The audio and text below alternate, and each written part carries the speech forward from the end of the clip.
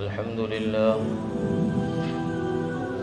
لله نحمده ونستعينه ونستغفره ونؤمن به ونتوكل عليه ونعوذ بالله من شرور أنفسنا ومن سيئات أعمالنا من يهده الله فلا مضل له ومن يضلله فلا هادي له ونشهد أن لا إله إلا الله وحده لا شريك له ونشهد أن سيدنا ومولانا محمدا عبده ورسوله أما بعد فأعوذ بالله من الشيطان الرجيم بسم الله الرحمن الرحيم قل إن كنتم تحبون الله فاتبعوني يحببكم الله صدق الله العظيم قال النبي صلى الله عليه وسلم إن في الجنة نهر اسمه ريان عليه مدينة من مرجان له 70,000 باب من ذهب وفضة لحامل القرآن أو كما قال عليه الصلاة والتسليم.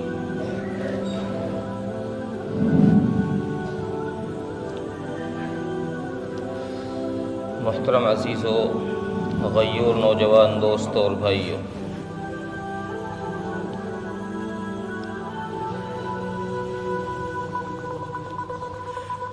پچھلے جمعے میں نے یہ بات عرض کی تھی کہ اللہ تبارک و تعالی نے جنت کے اندر فرق و مراتب رکھے ہیں، درجات رکھے ہیں. سب کو ایک سی جنت نہیں ملے گی کہ تھوڑا سا ایمان بچا کے لے جاؤ اس کو بھی وہی جنت مل جائے، اور ایک آدمی ساری زندگی نماز بھی پڑھے، دوسروں کو دعوت بھی دے، اللہ کے راستے میں بھی جائے، صدقہ خیرات بھی کرے، اس کو بھی اسی جنت میں داخل کر دیا جائے. یہ اللہ کا ضابطہ نہیں ہے. اللہ کا ضابطہ یہ ہے کہ جس کی زندگی میں نبی کی اتباع جتنی زیادہ ہوگی اتنی ہی بڑی جنت ملے گی. دنیا میں دیکھتے ہو ایک آدمی کھوکا لگاتا ہے، ایک آدمی دکان چلاتا ہے، ایک آدمی فیکٹری چلاتا ہے، سب کے نفع الگ الگ ہیں.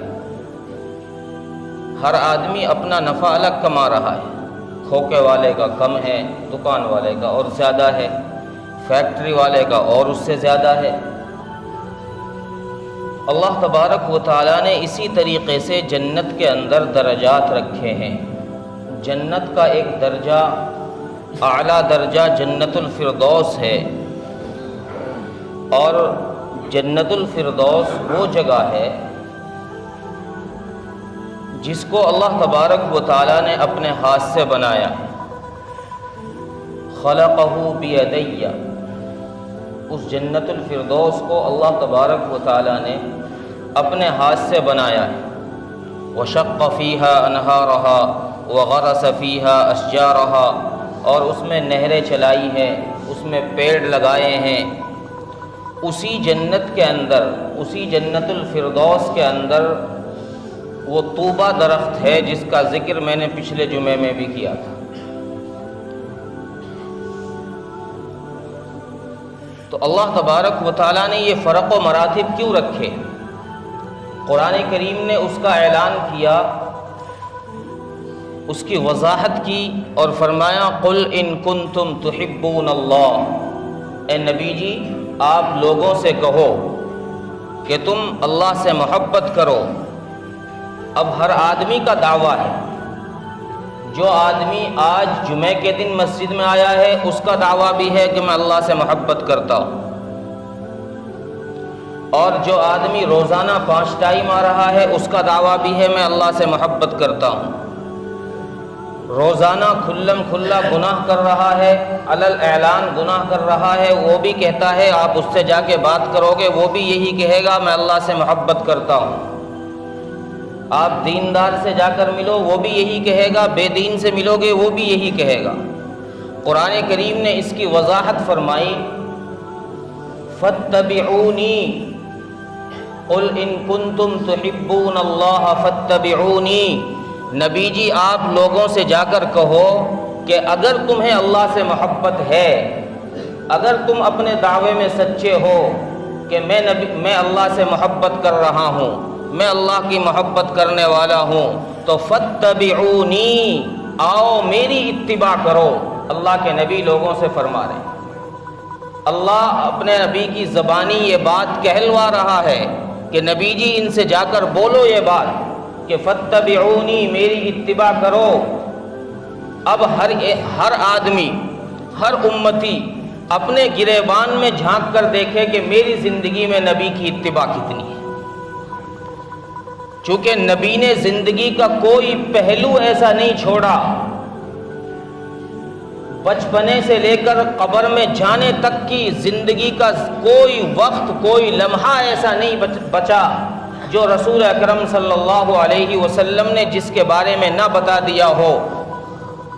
بچے کی پیدائش کے بعد بھی نبی نے بتایا کہ بچہ پیدا ہو جائے تو کان میں اذان دو، اور موت کے وقت بھی بتایا کہ موت کے وقت کلمہ تلقین کرو، مر جائے قبر میں اتارنے کا طریقہ بتایا۔ نبی نے ساری زندگی کا طریقہ بتایا ہے۔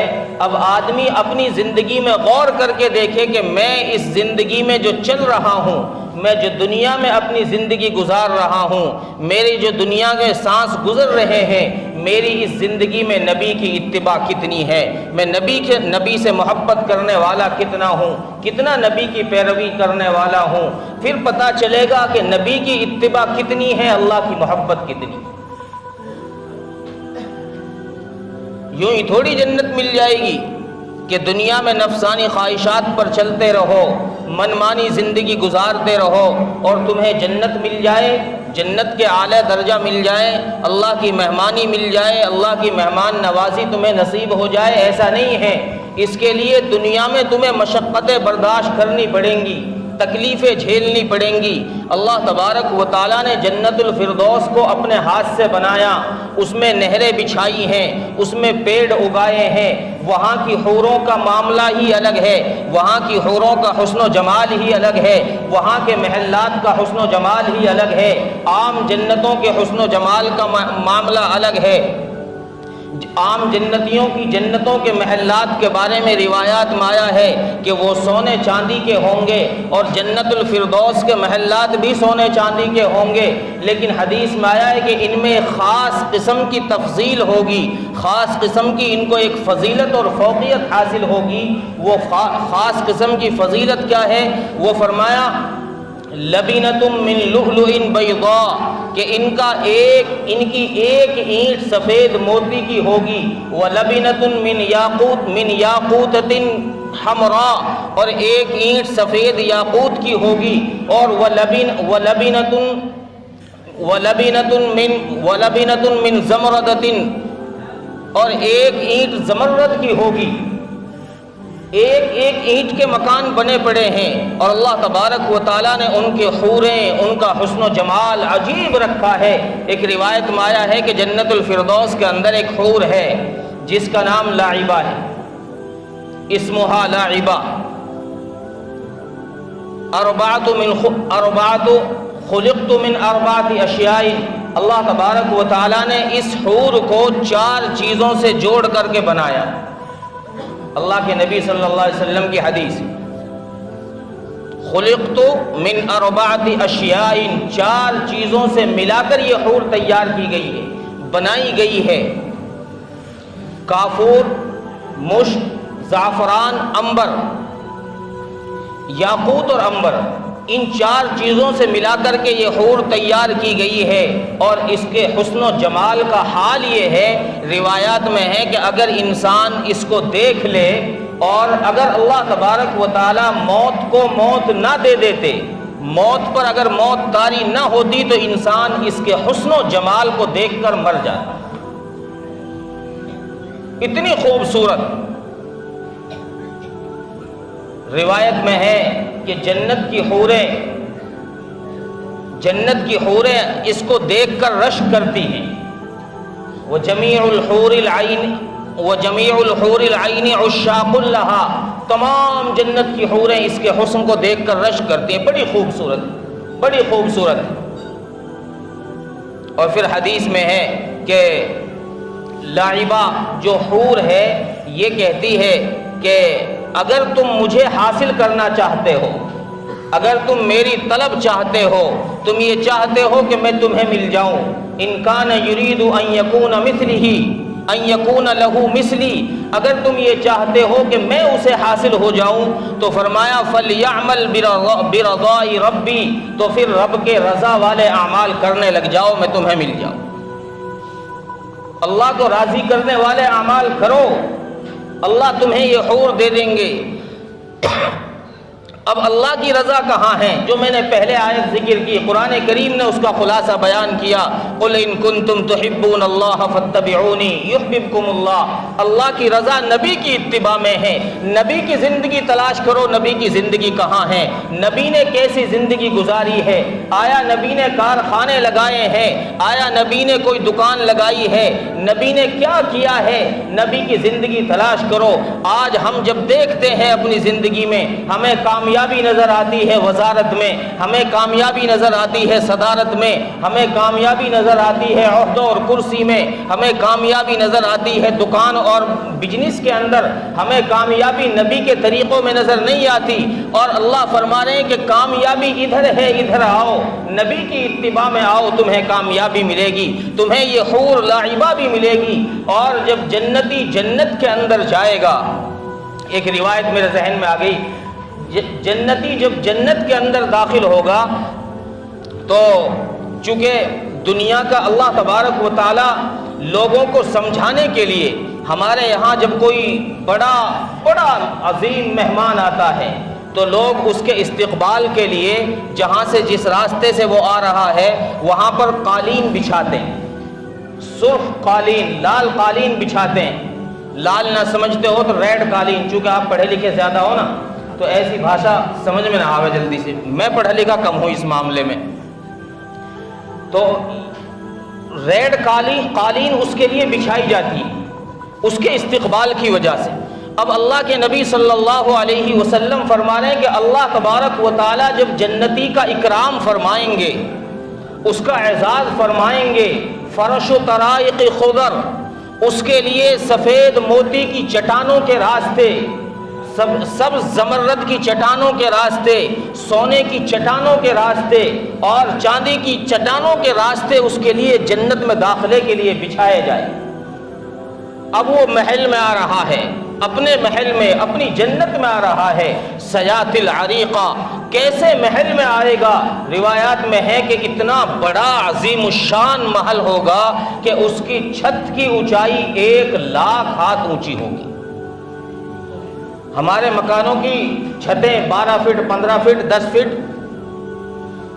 اور اللہ کے نبی فرما رہے ہیں کہ جنت میں جب اکرام کیا جائے گا تو اللہ تبارک و تعالیٰ ایسے عظیم الشان محل کے اندر لے کر آئیں گے کہ اس کے چھت کی اونچائی 1,00,000 ہاتھ اونچی ہوگی، اور اس میں ایک عریقہ بچھا ہوا ہوگا۔ عریقہ عربی میں کہتے ہیں تخت کو، سیات العریقہ، وہ ایک عریقے پر آئے گا۔ عریقہ اس تخت کو کہتے ہیں جس کے چاروں کونوں پر لکڑیاں کھڑی کر کے اوپر سے اسے پاٹ دیا جائے اور اسے پھولوں سے سجا دیا جائے، اس کو عریقہ کہتے ہیں۔ ایک ہوتا ہے عربی میں سریر، سریر کہتے ہیں بغیر پٹی ہوئی چارپائی، مسیری کو، اس کو عربی میں سریر کہتے ہیں۔ تو روایت میں ہے کہ وہ عریقے پر آئے گا، اس محل میں ایک تخت بچھا ہوا ہوگا، اس پر اسے لا کر بٹھایا جائے گا، تشریف رکھوائی جائے گی کہ آئیے تشریف رکھیے۔ سیات العریقہ، آگے حدیث کے الفاظ سنیں، سیات العریقہ، اسے عریقے پر لایا جائے گا۔ علی العریقۃ 70 سریرا، وہ کوئی ایسا عام تخت نہیں ہوگا کہ 5 فٹ 6 فٹ کا تخت ہو اور اس پر لا کر بٹھا دیا جائے، 5-6 فٹ والا بیڈ ہو اس پر لا کر بٹھا دیا جائے، نہیں، سیات العریقہ علی العریقۃ 70 سریرا، جس تخت پر اسے بٹھایا جائے گا وہ اتنا بڑا ہوگا کہ اس تخت پر 70 مسیریاں بچھی ہوئی ہوں گی، 70 چارپائیاں اس پر بچھی ہوئی ہوں گی۔ آگے حدیث میں اور سنو، حدیث میں آگے فرمایا علی کل سریر 70 فراشا، اور ہر مسیری پر 70 بستر ہوں گے۔ آگے اور فرمایا علی کل فراش 70 جاریۃ، اور ہر بستر پر 70 بیویاں بیٹھی ہوں گی، 70 حوریں ہوں گی۔ علی کل جاریۃ 70 لونا من الطیب، علی کل جاریۃ 70 لونا من الطیب، علی کل جاریۃ 70 حلۃ، ہر عورت پر، ہر حور پر 70 قسم کے جوڑے ہوں گے، 70 طرح کے لباس اس نے پہن رکھے ہوں گے۔ اور علی کل جاریۃ لون من الطیب، اور ہر جوڑے میں سے الگ طرح کی خوشبو آئے گی۔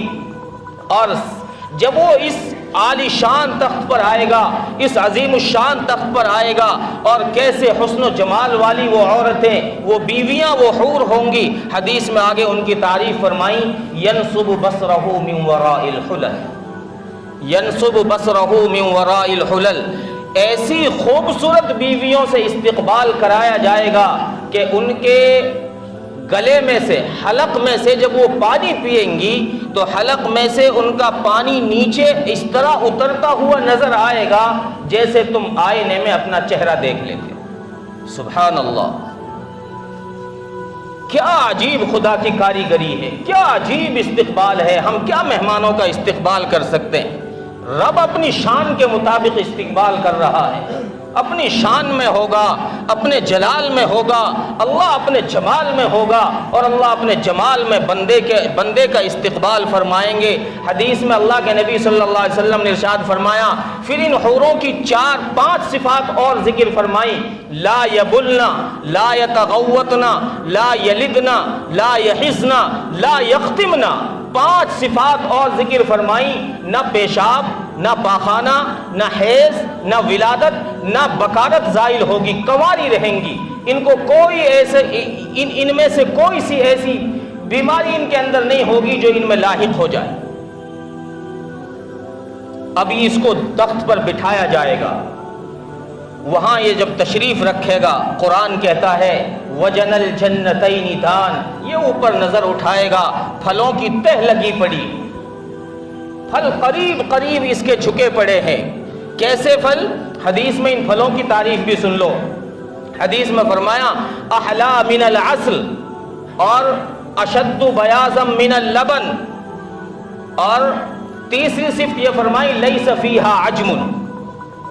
پہلی صفت احلا من العسل، شہد سے زیادہ میٹھے، الین من الزبد، دوسری صفت مکھن سے زیادہ نرم، اور تیسری صفت فرمائی اشد بیاضا من اللبن، دودھ سے زیادہ سفید، اور چوتھی صفت بیان فرمائی لیس فیہا عجم، گٹھلی نہیں ہوگی، گٹھلی نکالنے کی ضرورت نہیں پڑے گی ان پھلوں میں۔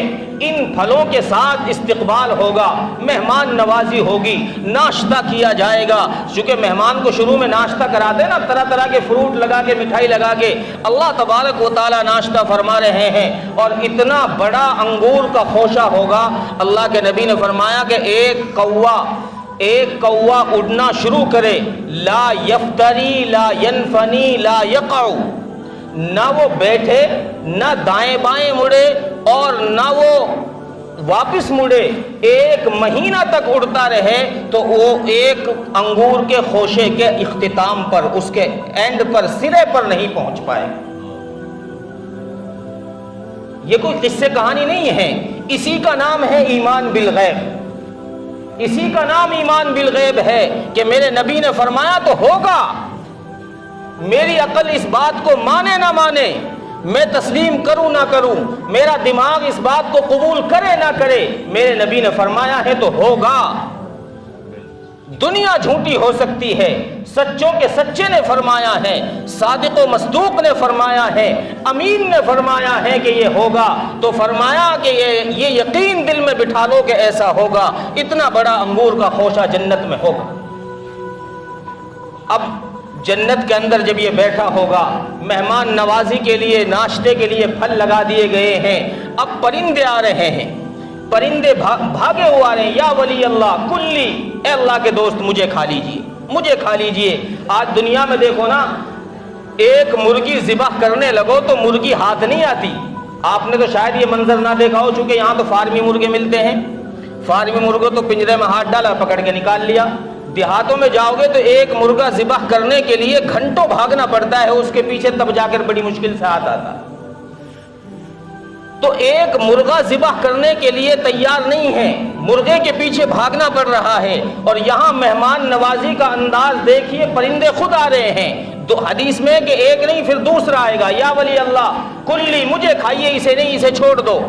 تیسرا آئے گا، نہیں اسے نہیں، مجھے کھاؤ، اسے چھوڑو۔ کیوں بھائی؟ وہ اپنی صفات بیان کرے گا کہ میری صفت یہ ہے کہ میں نے رویت تحت العرشی، میں نے عرش کے نیچے سے گھاس چگی ہے۔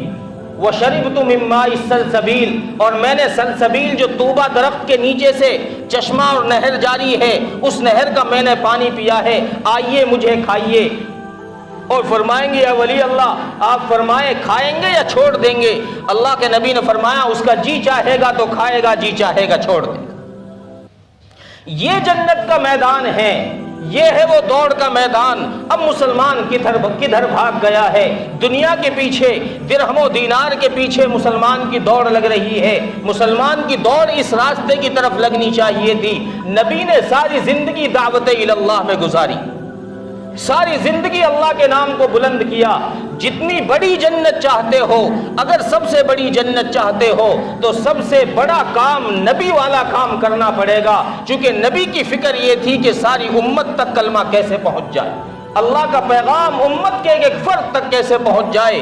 یہ درد نبی کے سینے میں تھا، اس درد کو ہم سب کو اپنے سینے میں رکھنا پڑے گا، ڈالنا پڑے گا، تب جا کر جنت کے حقدار ہوں گے۔ اور اگر یوں ہی رہے کہ بس جی میں آیا تو چلے گئے، اللہ کے راستے میں جی میں آیا نماز پڑھ لی، جی میں آیا چھوڑ دیا، تو پھر اس جنت کے مقام تک نہیں پہنچ پاؤ گے جس کے بارے میں نبی نے فرمایا کہ یہ جنتی جب دوڑتا ہوا، چلتا ہوا، ٹہلتا ہوا اپنے محلوں سے باہر گھومنے کے لیے نکلے گا تو یہ اپنے ان محلوں سے جو اس کے نہریں نکل رہی ہیں ان کے کنارے پر جائے گا، اس کا جی چاہے گا کہ میں تھوڑی دیر آرام کر لوں، تھکاوٹ کی وجہ سے نہیں، کہ جنت میں تو تھکان ہے ہی نہیں، تھکاوٹ کی وجہ سے نہیں، صرف ایسے ہی جی چاہ گیا چلو تھوڑی دیر بیٹھ جاؤ۔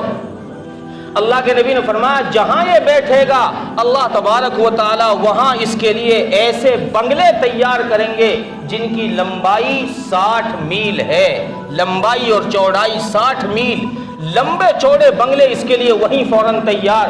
یہ جب جائے گا وہاں قریب میں تو اسی وقت دروازہ بنایا جائے گا، دروازے میں داخل ہوگا، اندر حوریں ہوں گی، اور اللہ تبارک و تعالیٰ فرمائیں گے لم یطمثہن انس قبلہم ولا جان، میں نے کہا نہیں تھا تم سے کہ میں نے تمہارے لیے ایسی بیویاں تیار کر کے رکھی ہیں کہ جن کو نہ کسی انسان نے، جن کو نہ کسی جن نے چھوا ہے نہ دیکھا۔ یہ ہے محنت کا میدان، یہ ہے دوڑ کا میدان جس کے لیے آوازیں لگائی جا رہی ہیں، جس کے لیے لوگ قربانیاں دے رہے ہیں، جس کے لیے صحابہ نے اپنی جانیں قربان کی ہیں۔ اگر صحابہ چاہتے تو صحابہ بھی بنگلے دنیا میں بنا لیتے، لیکن صحابہ کی نظر اس جنت کے بنگلوں پر تھی کہ مجھے کس طریقے سے وہ 60 میل لمبا چوڑا بنگلہ مل جائے۔ دنیا کی زندگی چاہے جیسی گزر جائے لیکن آخرت کی زندگی میں مجھے ان سے محرومی نہ ملے، اگر وہاں ان سے محرومی ملی تو پھر میری زندگی ساری بیکار، دنیا کا عیش بھی بیکار اور آخرت کی زندگی بھی بیکار۔